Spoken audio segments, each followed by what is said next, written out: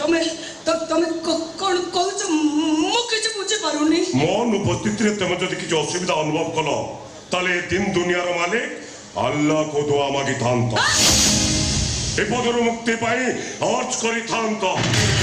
କାହିଁକି କଣ ପାଇଁ? ମୁଁ ଜଣେ ସନାତନୀ ହିନ୍ଦୁ ଜାତିରେ ବ୍ରାହ୍ମଣ, ମୁଁ କାହିଁକି ସେ ବିଧର୍ମୀ ମାନଙ୍କର ବିଶ୍ୱାସ ଦେବତାଙ୍କୁ ଦୁଆ ମାଗିବି? ମୁଁ କାହିଁକି ତାଙ୍କ ପାଖରେ ଅର୍ଜ କରିବି? କାହିଁକି ନା ଆମ ପରିଚୟ ବଦଳି ଯାଇଛି। ତମେ ଆଉ ହିନ୍ଦୁ ହେଇନାହ, ମୋ ସ୍ତ୍ରୀ ହେଇସାରିଛ। ମୋ ରକ୍ତକୁ ଗର୍ଭରେ ଧରି ତମେ ଏବେ ମା ହବାକୁ ଯାଉଛ। ମାନେ ତମରି ଭାଷାରେ ତମେ ସ୍ୱାମୀ ଜଣେ ବିଧର୍ମୀ ଆଲ୍ଲାହର ଔଲାଦ, ଖାଣ୍ଟି ମୁସଲମାନ।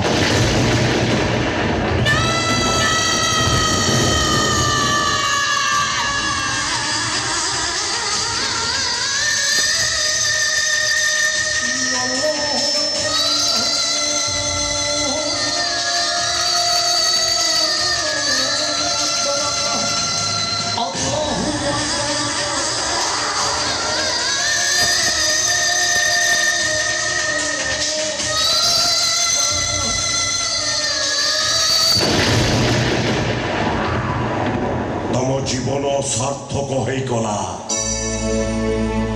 তুমি ইসলাম ধর্মর মনিষ হয়ে গল। এনিকি তুমি রোজা করিব, রমজান করিব, নমাজ পড়িব, কমাইছ খাইব, আল্লাহকে দুয়া মাগিব, আর তারপরে জান্নাত কো যাব। বাপ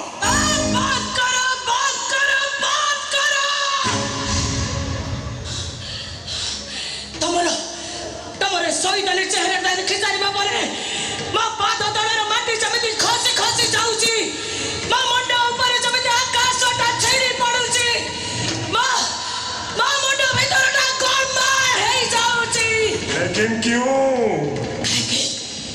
କାହିଁକି ତମେ ମୋ ସହିତ ଏତେ ବଡ଼ ବିଶ୍ୱାସଘାତକତା କଲ?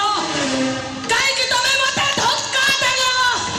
କାହିଁକି ତମ ଅସଲ ପରିଚୟଟା ମୋ ପାଖରେ ଲୁଚାଇ ରଖି ତମେ ମୋ ଧର୍ମ ନଷ୍ଟ କଲ? କାହିଁକି? এইটা হচ্ছে আমার লব জিহাদ টিমরে কাম করুথিবা জবান মানকর গোটায় কৌশল। লব জিহাদ? হ্যাঁ, লব জিহাদ। তোমারি ভଳି হিন্দু ঝিও মানকু প্রেম দলরে ফসাই তাকু আপনা করি ইসলাম ধর্মরে দীক্ষিত করিবা আম লব জিহাদ টিমর কাম। তাମାନେ ସେଦିନ ରାତିରେ ସମୁଦ୍ର କୂଳରେ ଯୋଉ ଘଟଣା ଘଟିଥିଲା ସବୁ ମୁଁ ଘଟାଇଥିଲି। କେବଳ ତମେ ନୁହଁ, ତମରି ଭଳି ହଜାର ହଜାର ହିନ୍ଦୁ ଝିଅ ମାନଙ୍କୁ ଆମ ପ୍ରେମ ଜାଲରେ ଛନ୍ଦିବା ପାଇଁ ମୋ ଭଳି ହଜାର ହଜାର ମୁସଲିମ ଯୁବକମାନେ ଏ ଲବ ଜିହାଦ କାମରେ ସାମିଲ ଅଛନ୍ତି। ତମମାନଙ୍କର ଯେମିତି ଟିକେ ହେଲେ ବି ସନ୍ଦେହ ନ ରହିବ, ସେଥିପାଇଁ ଆମ କଥାବାର୍ତ୍ତା, ଆମ ଚାଲିଚଳନ, ଆମେ କ'ଣ କରିବୁ କ'ଣ ନ କରିବୁ ସେସବୁ ଆମକୁ ଟ୍ରେନିଂ ଦିଆଯାଇଛି। যে যেতে হিন্দু ধর্মর বিনাশ করিব সে যেতে শীঘ্র জন্নতকু যাব, এ কথাটা আম ধর্মগুরু আমাকে শিখাইଛନ୍ତି।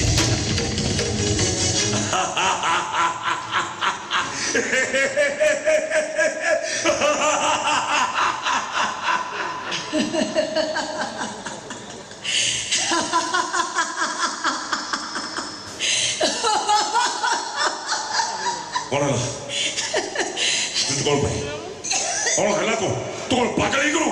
ତମ ଭଳି ପାଗଳର ପ୍ରଳାପ ଶୁଣି ମତେ ହସ ଲାଗୁଛି। ମାନେ ସମୁଦ୍ର ଦେଖିଛ? ସମୁଦ୍ରର ଗଭୀରତା ସମ୍ପର୍କରେ କେବେ ଜାଣିବାକୁ ଇଚ୍ଛା କରିଛ? ଶୁଖେଇ ଦେଇ ପାରିବ ତାକୁ, ବିନାଶ କରିପାରିବ ତାର। କଣ କହିବାକୁ ଚାହୁଁଛୁ?